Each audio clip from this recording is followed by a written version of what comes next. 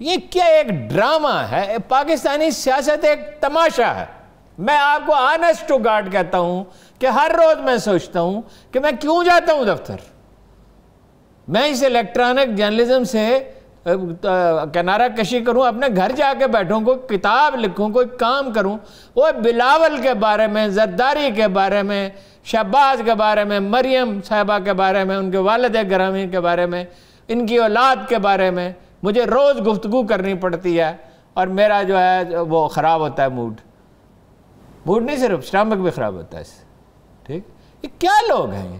سوائے جھوٹ بولنے کے، سوائے وعدے کرنے کے، سوائے لوگوں کو خواب دکھانے کے۔ وہ بڑی ترقی ہو گئی۔ کیا ترقی ہو گئی بھائی؟ عمران خان کے دور میں 2 واقعات ہوئے۔ ایک یہ ہوا کہ انہوں نے تیاری نہیں کی تھی، خواب دیکھے تھے۔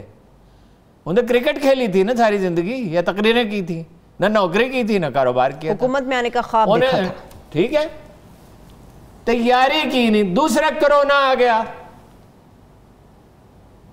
اور آپ نے کیا ترقی دی جی پاکستان کو؟ ترقی تو کی آپ کے داماد نے، جو ایک انتہائی مفلس خاندان سے تعلق رکھتا تھا۔ میں بتا نہیں سکتا آپ کا والد اس کا کیا کاروبار کرتا تھا، اتنا معمولی کاروبار، برا کاروبار نہیں تھا، اتنا معمولی کہ جس سے معمولی کاروبار کا تصور ہی نہیں۔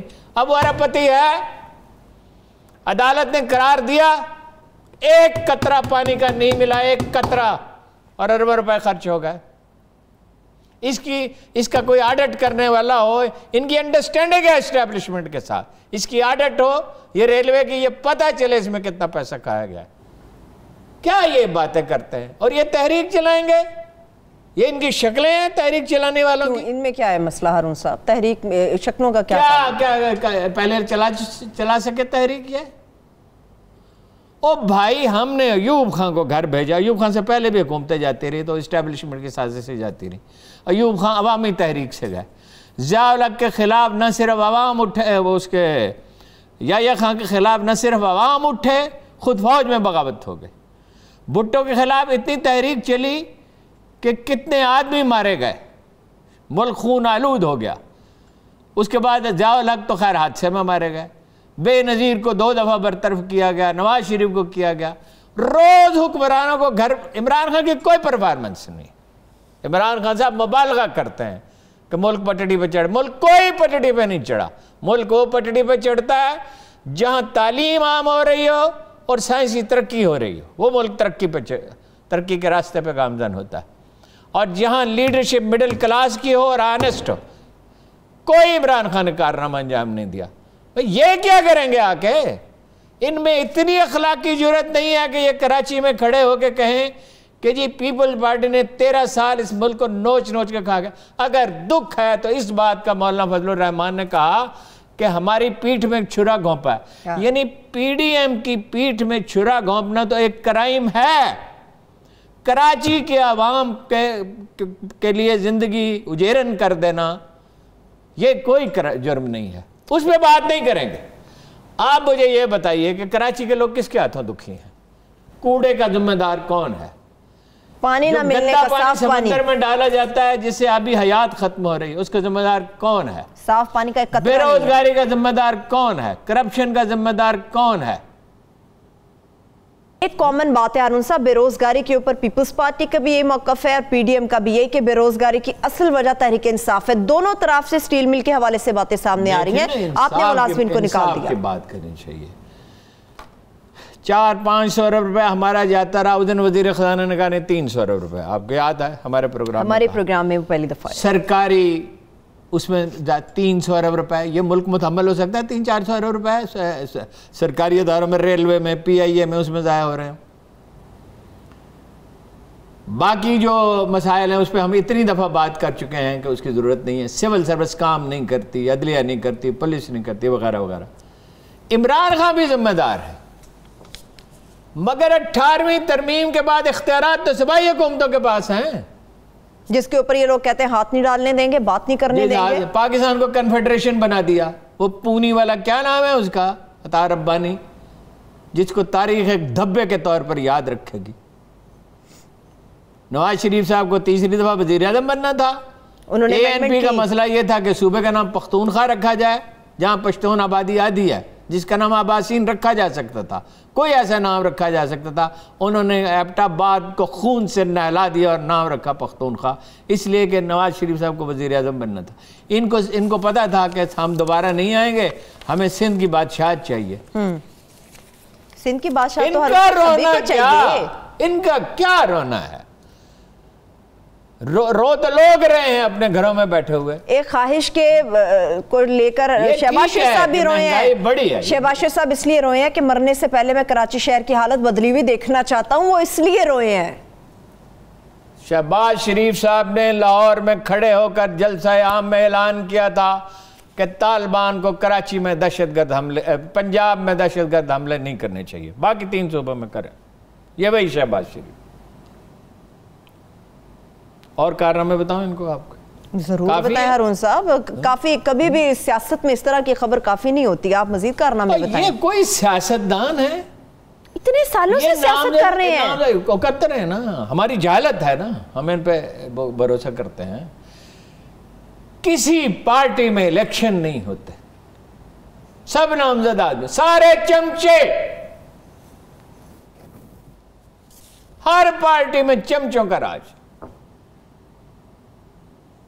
ابھی مجھے ایک امریکہ سے کسی نے میسج بھیجا ہے، ٹو بیکم انفارمیشن منسٹر آپ کا نام ایف سے شروع ہونا چاہیے، فواد، فراز شبلی، ہاں جی، اچھا، فروخ حبیب، ہاں جی، فردوس عائشہ کوان، اور جس کا نام ایچ سے شروع ہوتا ہے وہ بھیجنے والے کا نام بھی ایچ سے شروع ہوتا ہے، اس کو مطلب یہ ہے کہ دور رہنا چاہیے، بچنا چاہیے خان صاحب سے، اس کے عطاب سے۔ چمچے پالتے ہیں، ایگو فیڈ کرتے ہیں، نہ ملک کے مسائل کا پتہ ہے، نہ فکر ہے، درد ہی نہیں ہے۔ دل گیا رونق حیات گئی، غم گیا ساری کائنات گئی، انسانوں کا درد ہی نہیں ہے۔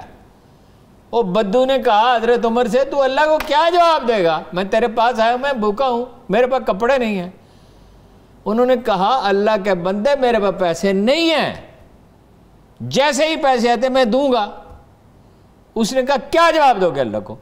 اس طرح بات کرتے تھے وہ۔ انہوں نے اپنا کرتا اتارا، یو امیجن اٹ، آدھی دنیا کا حکمران اپنا کرتا اتارا اور اس کو دے دیا۔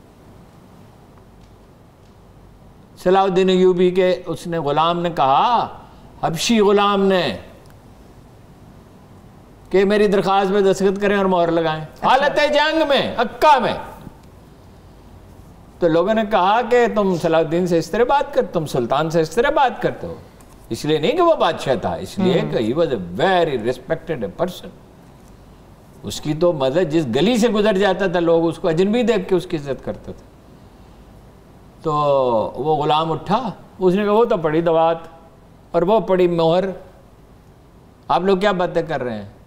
تو سلطان ہنسا اور ہنس کے کہا اگر اس نے اپنے لمبے قد کا فائدہ اٹھایا ہے اور دوات اور مہر دریافت کر لی ہے تو کوئی بات نہیں، ابھی مہر لگا دیتے ہیں، تو آپ لوگ اس سے ناراض کیوں تھے؟ کوئی بات نہیں۔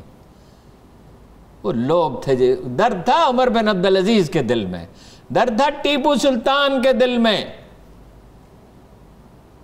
غیر سودی قرضے، the only king in the history of subcontinent، غیر سودی قرضے دیے جاتے تھے ہر بے روزگار۔ ان کو کہاں ہارون صاحب، ان سیاستدانوں کو ہم کہاں ان لوگوں کے ساتھ ملا سکتے ہیں؟ یہ تو ان کے قریب سے نہیں گزرتے۔ کوئی انسانوں والی تو بات کریں، پارٹیوں میں الیکشن ہی کرا دیں، یہ بلدیاتی الیکشن پہ کمٹ کریں، یہ کمٹ کریں کہ ہم پولیس کو ٹھیک کریں گے، یہ کمٹ کریں کہ عدلیہ میں ہم اپنی پسند کے لوگوں کو بھرتی کرانے کی کوشش نہیں کریں۔ کمٹمنٹس تو تحریک انصاف نے بھی کی تھی، کون سی پوری کر لی ہارون صاحب انہوں نے؟ میری مراد یہ ہے کہ اس پہ عمل کریں۔ چلیں یہ تو آپ ان کو کریڈٹ دیتے ہیں کہ 20 گھنٹے کی لوڈ شیڈنگ تھی، نون لیگ نے ختم کیا، امن بحال ہوا، آپ نے خود مانا کہ ہاں نواز شریف صاحب نے رکاوٹ کھڑی کوئی نہیں کی۔ دیکھیے نا انصافی کی بات کبھی نہیں کرنی چاہیے۔ بجلی کے معاملے میں انہوں نے بڑی سرتوڑ کوشش کی، اگرچہ الزامات ہیں کہ they made money out of it، ثبوت تو نہیں لوگ دیتے، لیکن یہ کہ بجلی کا جو حالت تھی پیپلز پارٹی کے دور میں جو بے حسی تھی اور مشرف کے آخری دور میں بھی بے حسی تھی، تو وہ بجلی کا انہوں نے ٹھیک کیا جو کام جو کیا ہے۔ لیکن مسئلہ صرف اور مگر یہ کتنا جھوٹ بول رہا تھا، کہ جی وہ چمنیاں بند اور کارخانے بند، کوئی بند نہیں تھے، بالکل پر جاری تھی، کسی نہ کسی طرح گیس کے ذریعے جو بھی ایندھن میسر تھا اس کے ذریعے مینج کرتے تھے۔ پاکستان کی برآمدات تو نہیں گری تھی پیپلز پارٹی کے دور میں، برآمدات تو نہیں گری تھی۔ جھوٹ بولے بغیر یہ گفتگو ہی نہیں کر سکتے۔ مولانا صاحب کہتے ہیں کہ پیپلز پارٹی نے پی ڈی ایم کی پیٹھ میں چھرا گھونپا۔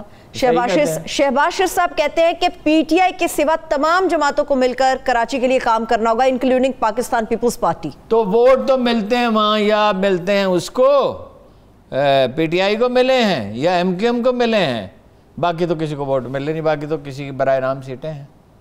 تو وہ سارے مل بھی جائیں اگر، تو وہ مل کے کتنے % کی نمائندگی کریں گے؟ اور یہ جلسہ آپ کو نظر آ رہا ہے نا، آپ کو لگ رہا ہے آج میڈیا پہ لگا او مولانا فضل الرحمان نے یہ کہہ دیا، او نواز شریف نے، شہباز شریف نے یہ کہہ دیا۔ آپ کو پتہ ہے بندے کتنے ہیں؟ میں بھی چیک کر کے آیا ہوں۔ اس جلسہ گاہ میں ٹھونس کے بھی اگر بھرے جائیں تو 18-19 ہزار سے زیادہ بندے ہی نہیں آ سکتے۔ اور ابھی 3 گھنٹے پہلے مصطفیٰ کمال بغیر کسی تیاری کے ہاکس بے میں 2,500-3 ہزار کا جلسہ کر کے آیا، اور یہ مدرسوں کے بچے لا کے جلسہ کر رہے ہیں۔ کیوں آپ مجھے غصہ دلاتی؟ نہیں، غصہ نہیں دلاتی ہارون صاحب، آپ سے میں نے کل بھی بات کی تھی، مدرسے کے بچے ہوں یا کہیں کے بھی بچے ہیں پاکستانی، وہ ہمارے شہری ہیں۔ وہ شہری مدرسوں کے بچوں کا کام تعلیم حاصل کرنا ہے، سوائے قیام پاکستان کے۔ قائد اعظم نے کبھی اجازت نہیں دی طالب علموں کو تعلیمی اداروں سے باہر نکلنے کی۔ جب ملک بننے کا مسئلہ تھا تو اس وقت تو ایک قوم کی تقدیر کا فیصلہ ہونا تھا آنے والی تمام صدیوں کے لیے، صرف اس وقت اجازت دی۔ یہ ملک بچانے کے لیے، وہ کہتے ہیں ملک بچانے کے بچوں سے یہ پوچھیں جو جلسے میں آئے ہیں آپ کیوں آئے، وہ یہ بتا نہیں سکتے وہ کیوں آئے۔ یہ کہتے ہیں کہ یہ تحریک انصاف سے ملک بچانے کی تحریک ہے ہارون صاحب، اسی لیے مدرسے کے بچے آئے ہیں۔ عمران خان کوئی ہٹلر ہے، کوئی مودی ہے؟ وہ تو ثابت کر رہے ہیں۔ نہیں، ان کے کہنے سے کیا ہوتا ہے؟ عمران خان ویسے ہی ہے جیسے یہ ہیں۔